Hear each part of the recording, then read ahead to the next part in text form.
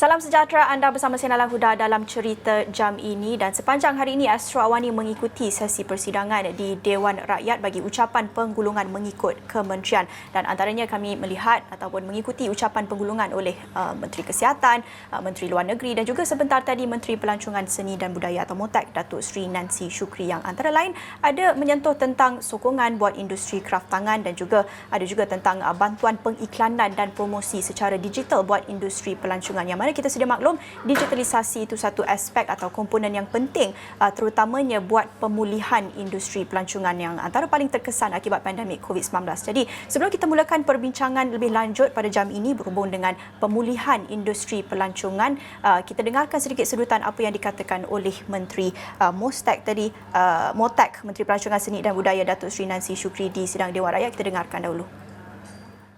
Jadi saya dimaklumkan, memang kita maklum perkara ini.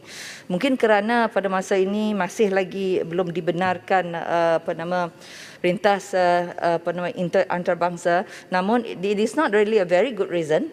Saya akui itu. Tapi insya-Allah kita akan teruskan sebab kita juga mengadakan kita punya apps lain, digitalization program lain, smart tourism.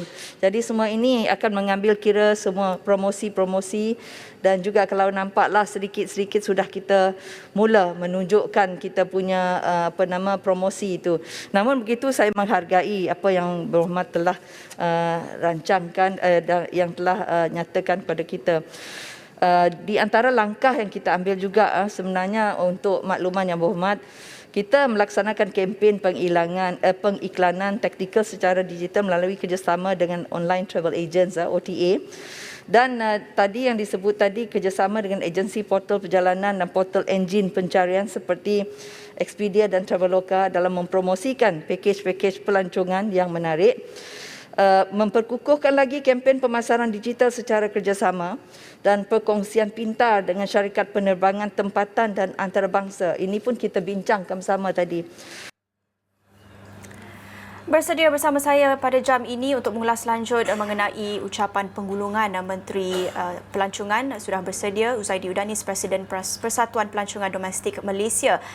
Kita melihat sebentar tadi apa yang dikongsikan oleh Datuk Seri Nancy Shukri, antara lain selain daripada sokongan buat spesifik industri pelancongan antaranya industri kraft tangan, tadi juga ada menyentuh tentang promosi secara lebih agresif menggunakan platform digital buat industri pelancongan, yang kita tahu ini satu aspek penting dalam kita melihat proses pemulihan buat industri pelancongan yang cukup terjejas akibat pandemik COVID-19. Melihat kepada usaha untuk membantu dari segi promosi digitalisasi ini, bagaimana pula persiapan dari sudut industri? Bagaimana Uzaidi melihat apa yang dikongsikan tadi? Okey, Naila, betul apa yang Berhormat Menteri mengatakan. Seharusnya kita industri pelancongan perlu menekankan aspek-aspek digitalisasi. Sebab kita tahu dalam keadaan sekarang pandemik ni kita tidak boleh pergi melancong dan mencari pelancong daripada luar negara. Dulu kita pergilah ke pameran-pameran di antarabangsa, berjumpa dengan ejen-ejen pelancongan di sana untuk menggalakkan mereka menghantar pelancong ke sini. Tapi sekarang tidak boleh. Dan lagipun sekarang ni dengan adanya teknik-teknik yang terbaru atau platform-platform yang terbaru oleh digital, jadi kita harus menekankan, kita harus mengambil peluang yang sangat besar. Tidak perlu tidak perlu kita invent platform lagi. Platform tu dah ada, sudah sedia ada. Teknologi tu sudah ada. Kemudahan tu pun sudah ada. Dengan di bawah kementerian, terutama melalui agensi-agensi kerajaan, melalui MDEC, melalui Tekun, melalui SME Corp, mereka pun telah mempunyai berbagai-bagai insentif ataupun inisiatif ataupun kemudahan untuk industri pelancongan untuk mengambil langkah untuk kita menggunakan strategi digitalnya. Ini penting untuk kita to move forward, Naila. Okey, pastinya aspek pemasaran dan promosi ini cukup penting, terutamanya selepas kita melihat apa yang baru saja diumumkan kerajaan semalam, pastinya memberi kelegaan buat industri pelancongan. Antaranya membenarkan pembukaan pusat pelancongan, pulau-pulau atau kawasan pelancongan serta aktiviti rentas negeri dibenarkan dengan syarat mencapai 90% kadar vaksinasi dewasa berdasarkan data KKM. Selain itu, pusat premis produk pelancongan seperti zoo, peladangan, akuarium dan banyak lagi aktiviti dan juga industri pelancongan ini dibenarkan beroperasi di semua fasa PPN berkuat kuasa 1 Oktober. Jadi melihat kepada pengumuman ini, antaranya pada 1 Oktober dan juga menjelang 90% kadar vaksinasi dewasa, melihat kepada pengumuman ini, bagaimana persiapan industri pelancongan? Kerana kita melihat juga pada masa yang sama apa yang dikongsikan oleh bekas Perdana Menteri Tun Dr. Mahathir Mohamad, ini satu kisah yang mungkin mendapat perhatian di media sosial berhubung dengan Langkawi, di mana tular di media sosial beberapa video yang menunjukkan agak kotor situasi di Pulau Langkawi ini selepas dibuka kepada pelancong. Ini laporan yang kami bawakan di astroawani.com. Katanya pelancong tidak berminat ke Langkawi jika pulau itu kotor. Ini salah satu aspek juga yang perlu diambil kira buat industri pelancongan dalam kita bakal melihat penerimaan pelancong yang pada jumlah yang amat besar pada masa akan datang ini, masa terdekat. Bagaimana Uzaidi melihat persiapan dari sudut aspek pembersihan dan juga penerimaan jumlah pelancong yang besar? Apa yang Uzaidi sendiri jangkakan dalam masa yang terdekat dengan lebih banyak kebenaran yang diberikan buat industri pelancongan? Terima kasih Naila. Sebenarnya kami di industri pelancongan amat looking forward lah untuk kemudahan-kemudahan yang diberi oleh pihak kerajaan untuk membenarkan kami berniaga. Kami dah 20 bulan tidak ada sebarang income, pendapatan. Dan kami tahu industri pelancongan adalah industri yang penting di negara kita. Adalah sumbangan yang menyumbang ketiga besar mengenai GDP. Jadi pentingnya industri pelancongan ini mesti mantap, mesti hidup dan mesti bermaya dan untuk kita move forward. Jadi untuk membuat begitu, kami di penggiat-penggiat industri harus bersedia. Kami telah lakukan berbagai engagement, berbagai inisiatif sejak tahun lepas lagi untuk kita reset tourism. Di mana apabila kita telah mengadakan Malaysian Tourism Council Summit, kami telah iktirafkan supaya kita kena reset. Kita tak mau restart balik, kita nak reset. Kita nak semua enjin semua overhaul, semua kita kena buat kan. Dengan itu kita kena ada minda yang bagus, kena ada mindset yang bagus. Janganlah kita kata ni super macam zaman dulu sebelum COVID-19. Pelancong sekarang amat pintar. Pelancong sekarang agak memilih. Ini kalau pelancong domestik pun pun tahu di mana nak pergi tempat mana, takkan nak pergi tempat kotor, tempat tak selamat, tempat yang dikatakan tidak berkondusif. Mereka tidak akan pergi ke tempat tu. Jadi Langkawi ini sebagai satu perintis, kami juga berharaplah semua pihak, bukannya penggiat industri saja, tetapi semua pihak menjayakan inisiatif industri pelancongan ini. Jadi dengan Langkawi itu saya rasa ramai yang telah bertunggu lumus untuk menjayakan ni. Bukan saja mengenai sampah-sampah, tetapi juga kita tengok regulation, kalau ada peraturan, kita juga tengok dia punya produk-produk, tak mahu produk-produk basi. Jadi dengan adanya kita reinvent produk, kita tengok memasarkan secara digital, kita ride on teknologi dan juga kita tengok lihat peraturan, saya rasa insya-Allah industri pelancongan boleh hidup semula insya-Allah. Ya, Uzaidi, sebelum kita cakap tentang pemulihan, mungkin penting juga untuk kita reflect tentang situasi industri pelancongan pada tahun yang lepas. Kita tahu amat terjejas akibat COVID-19. Di sini kita melihat baru saja dikongsikan oleh Jabatan Perangkaan Malaysia hari ini berdasarkan akaun satelit pelancongan 2020 berhubung dengan terimaan pelancongan negara yang jatuh pada 2020 kepada 71.2% kejatuhannya berbanding dengan tahun sebelumnya. Ini kenyataan ataupun sedikit apa yang dikeluarkan ataupun dinyatakan oleh DOSM, Jabatan Perangkaan Malaysia. Terimaan pelancongan negara pada tahun 2020 merekodkan sebanyak 52.4 bilion ringgit, iaitu kejatuhan sebanyak 71.2% berbanding tahun 2019, iaitu 182.1 bilion ringgit. Di sini kita bercakap tentang moral atau mentaliti buat industri pelancongan dalam kita melihat banyak kelonggaran yang diberikan dalam masa yang terdekat. Pastinya ini akan membantu penggiat pelancongan bangkit semula. Tetapi sebelum itu, reflect sedikit kepada situasi pada tahun lepas. Bagaimana Uzaidi menarik perkongsian tadi berhubung dengan mentaliti yang perlu ada itu. Bagaimana bagi industri pelancongan ataupun penggiat pelancongan yang amat-amat terkesan, mungkin ada juga yang gulung tikar, bagaimana untuk membangkitkan semula moral mereka, semangat mereka untuk bangkit semula sekarang ini, kerana melihat kepada data statistik yang dikongsikan ini amat besar kejatuhan itu berbanding dengan tahun sebelumnya. Dan Uzaidi sendiri berada dalam industri, mungkin tahu kisah-kisah yang dikongsikan oleh penggiat industri. Bagaimana dari sudut moral dan mentaliti semangat mereka untuk bangkit semula? Ya, sebenarnya tahun 2020 tu tahun yang amat malang bagi kami di industri pelancongan. Kita tahu industri pelancongan ni bergantung pada pergerakan manusia daripada point A ke point B. Jadi pada tahun 2020 kita tak boleh bergerakkan manusia. Bukan hanya daripada luar negara datang sini, tapi antara kita daripada daerah ke daerah pun tidak boleh bergerak. Jadi itu akan mengakibatkan struktur ataupun DNA, perniagaan DNA kita akan berubah. Jadi dengan adanya pandemik ni juga kita harus sedar. Jangan kita hanya bergantung pada satu pasaran. Kita tahu sekarang industri pun dia tengah bergantung pada juga pasaran domestik. Pasaran domestik amat besar dan kita lihat juga pengingat-pengingat industri perlu memainkan peranan proaktif untuk mengeluarkan produk-produk baru. Kita alhamdulillah kita di Malaysia ni banyak produk. Kalau kita nak kira-kiranya produk pelancongan kita lebih banyak daripada produk di Singapura. Produk kita lebih banyak daripada produk di Thailand. Produk kita lebih banyak di produk di Indonesia. Tetapi malangnya kita tidak ada sistem digitalisasi, kita tidak ada sistem delivery, tidak ada sistem promosi. Jadi dengan adanya pandemik ni kita sedar. Itu sebagainya satu amaran bagi kami dan kami telah bangkit dan juga kita bersama-sama untuk menjayakan industri pelancongan. Kita harus bertanggungjawab tentang SOP. Kita perlu tentang SOP. Kita tak mau terjadi apa-apa yang terjadi di Sungai Pisang baru-baru ini yang penuh ramai orang, overcrowded, over tourism. No longer over tourism. Kita tak mau lagi grup-grup yang besar untuk satu tempat. Ini akan membahayakan keadaan. Kita mahukan spread out. Itu alhamdulillah dengan adanya pemberitahuan menteri mengatakan kita akan buka beberapa tempat. Jadi kita tak perlu fokus hanya di Langkawi. Pelancong-pelancong domestik boleh juga memilih di Melaka, boleh memilih di Pulau Redang, boleh memilih di Pulau Tioman dan Genting. Jadi memberi satu pilihan dan ini tidak perlu ada satu overcrowded lah di satu tempat. Ini juga penting untuk kita mengadaptasi ataupun mengikut SOP yang telah diberi oleh pihak kerajaan.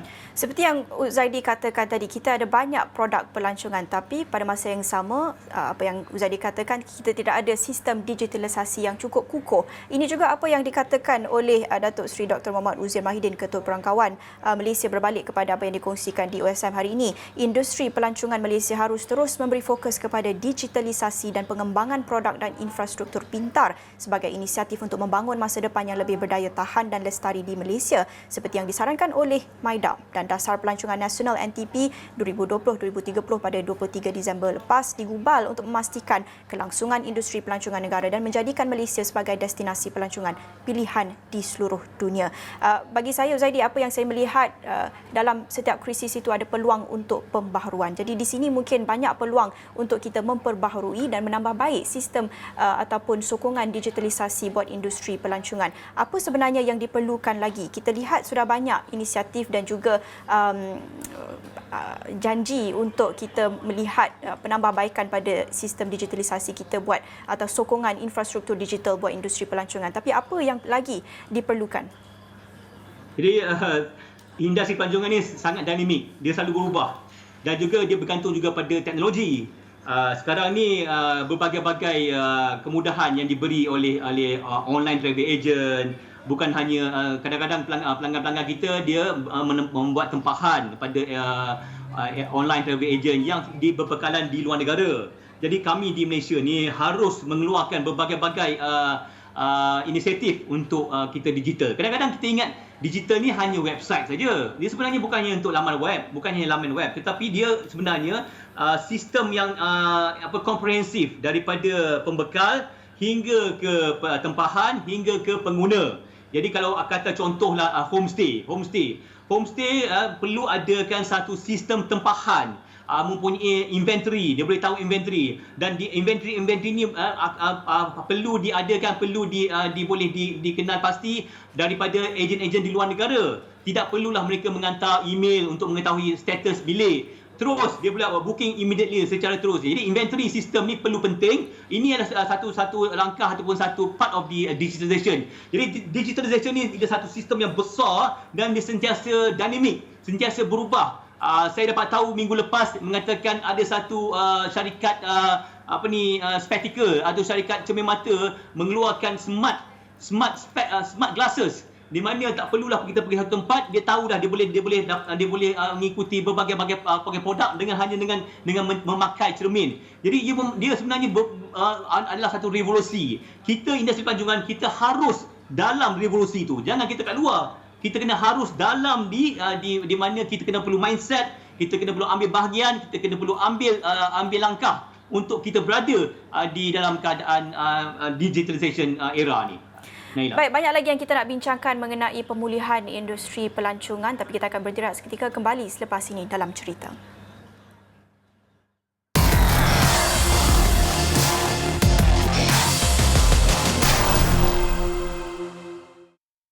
Bertemu kembali dan untuk cerita jam ini kami bawakan cerita di sebalik berita menjelang pembukaan semula sektor pelancongan secara berperingkat menjelang kadar vaksinasi dewasa yang dijangka akan mencapai 90% dan dengan itu lebih banyak kelonggaran akan dibenarkan seperti yang diumumkan oleh kerajaan semalam. Antaranya juga yang baru saja diumumkan tadi, pembukaan semula Taman Tema dan Pusat Hiburan Keluarga dijangka diumumkan dalam masa terdekat.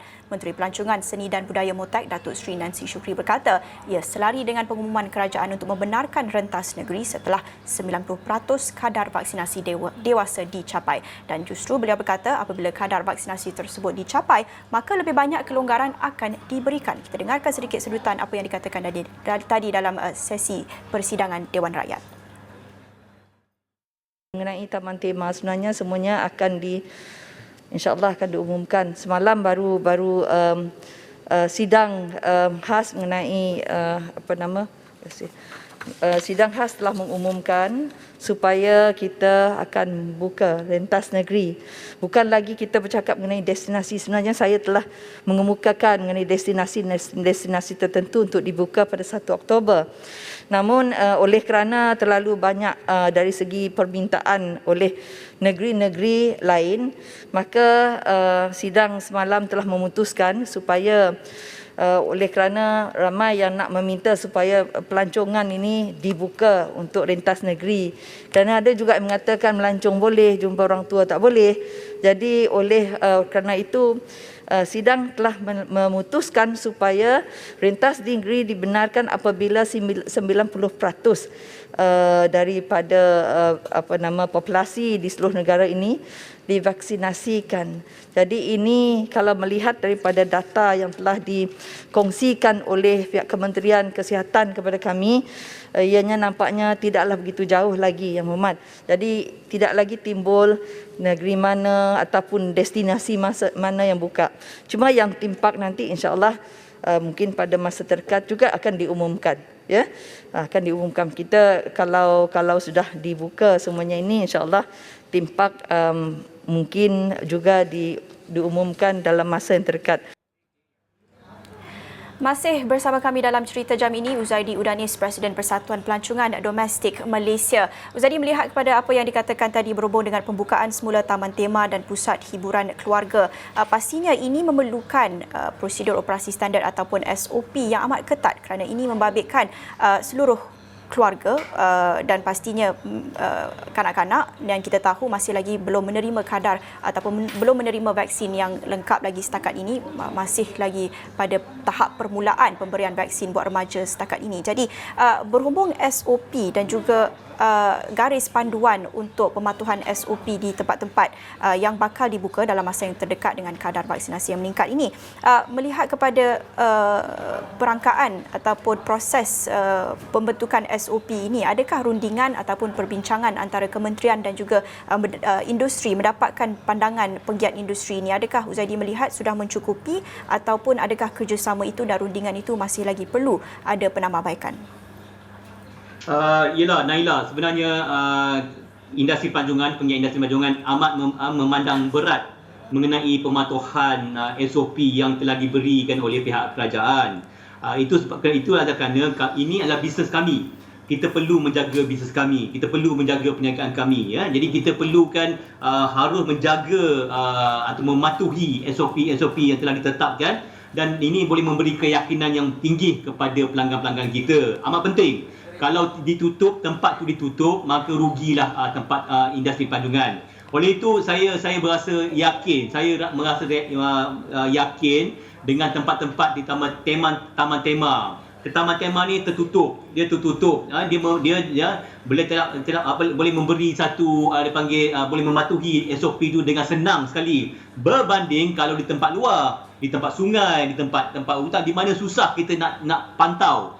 Di Taman Tema agak senang sikit sebab dia kawasan-kawasan tertutup dan boleh dipantau dengan pegawai-pegawai, pekerja-pekerja dan juga dengan video-video kamera yang CCTV. Ini menyenangkanlah. Ini saya rasa lebih senang daripada tempat-tempat di luar. Jadi saya sokong betul, saya amat menyokong keputusan ataupun yang tadi pengumuman yang Berhormat Menteri di Parlimen tadi ingin memberi satu kepastian atau memberi kepastian yang insya-Allah Taman Tema ni akan dibuka tidak lama lagi. Malah di negeri-negeri lain juga kita lihat di mana banyak trafik, banyak orang ramai yang tanya, saya nak balik kampung, nak jumpa mak bapak.